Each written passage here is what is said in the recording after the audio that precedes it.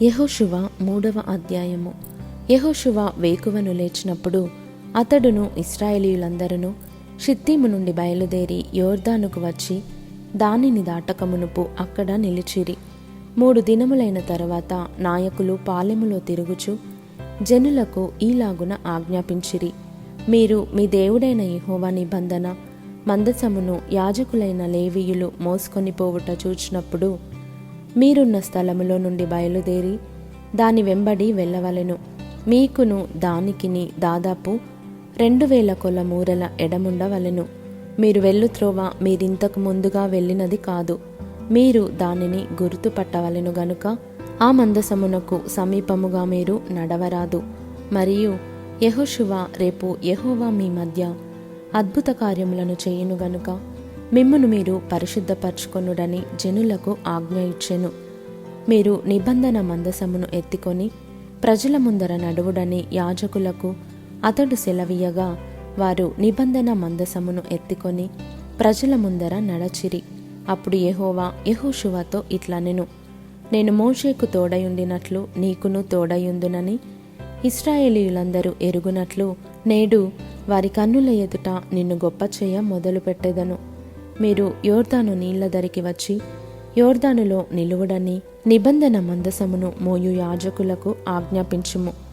కాబట్టి యెహోషువ, మీరు ఇక్కడికి వచ్చి మీ దేవుడైన యెహోవా మాటలు వినుడని ఇశ్రాయేలీయులకు ఆజ్ఞాపించి వారితో ఇట్లనెను: సర్వలోకనాథుని నిబంధన మందసము మీకు ముందుగా యోర్దానును దాటబోవచున్నది గనుక జీవము గల దేవుడు మీ మధ్యనున్నాడనియు ఆయన నిశ్చయముగా మీ ఎదుట నుండి కనానీయులను, హిత్తీయులను, హివ్వీయులను, పెరిజ్జీయులను, గెర్గెషీయులను, అమోరీయులను, యెబూసీయులను వెళ్ళగొట్టుననియు దీని వలన మీరు తెలుసుకొందురు.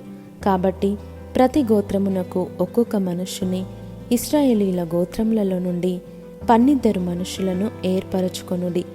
సర్వలోకనాథుడకు యెహోవా నిబంధన మందసమును మోయు యాజకుల అరకాళ్ళు యోర్దాను నీళ్లను ముట్టగానే యోర్దాను నీళ్లు అనగా ఎగువ నుండి పారు నీళ్లు ఆపబడి ఏకరాశిగా నిలుచును. కోతకాలమంతయు యోర్దాను దాని గట్లన్నిటి మీద పొర్లిపారును. నిబంధన మందసమును మోయు యాజకులు జనులకు ముందు వెళ్ళగా యోర్దానును దాటుటకై జనులు తమ గుడారములలో నుండి బయలుదేరిరి.